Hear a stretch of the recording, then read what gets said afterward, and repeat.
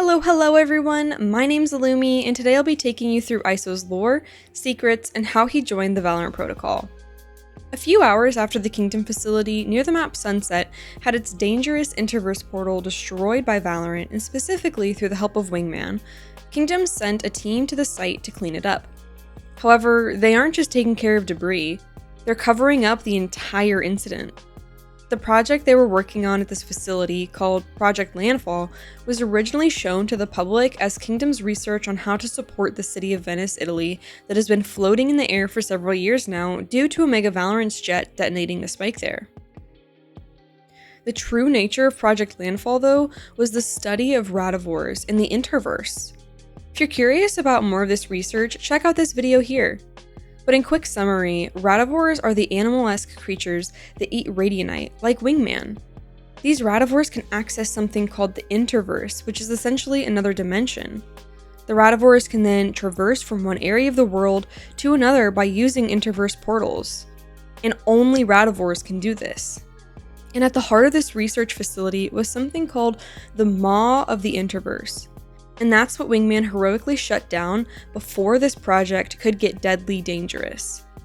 Even though this portal has been destroyed, Kingdom is unwilling to let any information about this project's true aims be released to the public, or even those working in other sectors of Kingdom. So a scientist and 3 Kingdom grunts are sent to recover any sensitive data and research.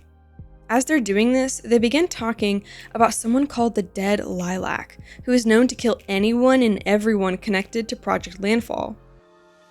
The myths around him say that he shows a flash of purple to his enemies before they die, in the same shade as the lilac flower. Other myths include that he is bulletproof, single-handedly taking out entire operations, and that with one bullet he can take out a whole squad. As the grunts talk about these myths, they begin collecting samples of this purple liquid that looks an awful lot like Wingman in the Interverse portals. Once they're done, they head outside the facility and we see ISO there, finishing up his boba tea before taking out all 4. Then he submits his report of eliminating his bounties before he receives his new target, Omen. The Valorant protocol actually notices that something has occurred after their mission at the Kingdom facility. When they begin to scout for more information, they originally suspect that Omega Earth's Valorant Legion is behind this. But KJ sends an email telling Brim they have found no Omega particles. I'm not exactly sure what those are, but it appears that Omega agents leave a unique fingerprint of sorts behind in the places they visit on Alpha Earth in the form of these Omega particles. Since it's not Omega, they begin to dig deeper, and Race finds an hourglass symbol appearing from the tech used to jam signals in the area. This leads to Omen having the first glimpse of a memory from his past. He recognizes the symbol, but that's where his memory starts and abruptly stops. Omen has no memory of his past before becoming the shadowy phantom he is today. Even with Sage and Fade's help, he can't remember anything. This just sparks another fire in Omen to learn his past. It's eaten him up for as long as he's been this shadow, but he's done waiting around. He wants answers, and he wants them now. After this, Cypher identifies ISO as the man responsible for the 4 Kingdom deaths at Project Landfall, and sends this email to Brim. I got a hit man to be precise. He's willing to cooperate, but wants protection from his former employer. We certainly excel at making ourselves disappear. This assassin is our best lead on uncovering the fate of those missing scientists, but his dark web trail is too clean.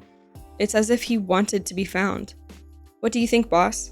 Should I set up a rendezvous and extraction?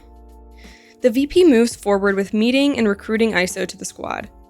If you've got your detective hat on, it might seem too convenient for ISO to just suddenly have a random change of heart and decide to join Valorant. And you'd be right. ISO was just trying to infiltrate the VP to get to Omen and complete his contract with the organization he works for called Hourglass. However, Cypher isn't dumb. He knows that this is likely the case, so he keeps his eyes on him always.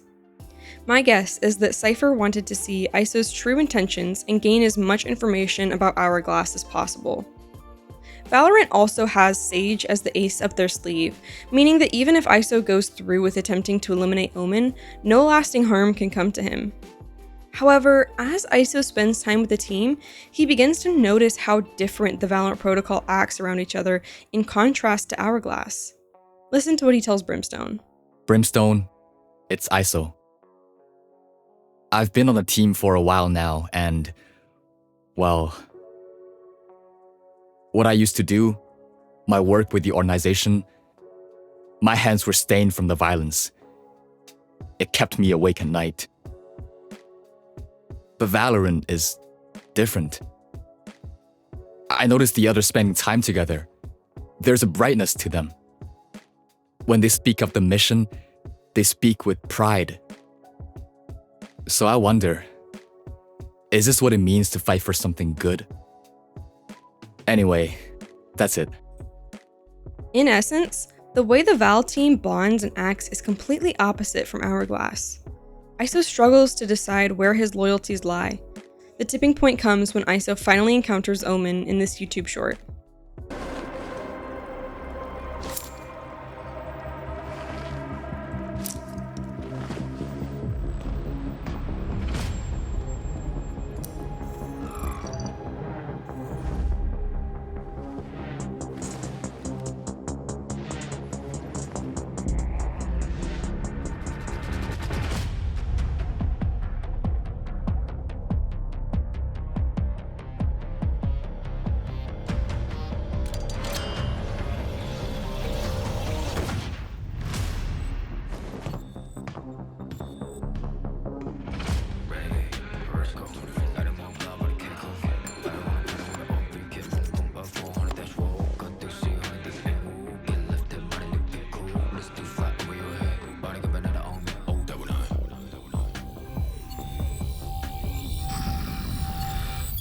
ISO makes it clear that he is cutting ties with Hourglass, and he shows Omen that he was their target.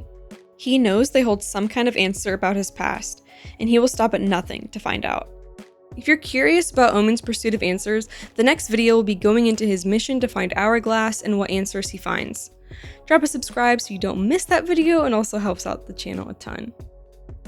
Now, as far as ISO's lore goes, he's from Chongqing, China. His real name is Zhao Yuli, and it is comprised of 3 characters. Zhao can be translated as an omen or a foreboding feeling. Because of this, many people originally speculated that ISO was actually Omen himself in full bodily form, but this theory has been disproved. His radiant powers, though, are markedly different from those we have seen in other agents. Sage describes it like this: I've completed my assessment of ISO's radiant power. He manipulates the structure of Radianite itself, transmuting it from intangible energy into solid form, like water changing states with a shift in temperature. The arena, as he calls it, is remarkable in and of itself. To construct a stabilized reality inside the Interverse, he is an architect in the truest sense of the word. His ultimate ability allows him to create a reality within the Interverse, allowing him to isolate himself and one other in a duel. This is likely where his call sign ISO comes from, being a shortened form of the word isolate. However, his ability to construct an arena within the Interverse is truly mind-boggling. Before this, we believed only Radivores could successfully manipulate the Interverse, and as far as we know, ISO is the only person that isn't a Radivore who can go inside it. This isn't where his peculiarities end. His use of Radianite, even, is very different from the way we see Sage use it. Sage is a geomancer who manipulates Radianite to build her wall or heal someone with her orbs. ISO uses Radianite in a completely different state. He manipulates the intangibility of Radianite into something tangible. His bulletproof wall is described as ISO assembling prismatic energy. His vulnerable is described as ISO grabbing a molecular bolt and then throwing it forward. So different from Sage and other Radiants. His demeanor is pretty dry, as his assassin days forced him to focus solely on the task at hand. However, he's a total music nerd. He always has earbuds in and is listening to whatever style of music fits his situation. The only time he's known to remove them is when he swims.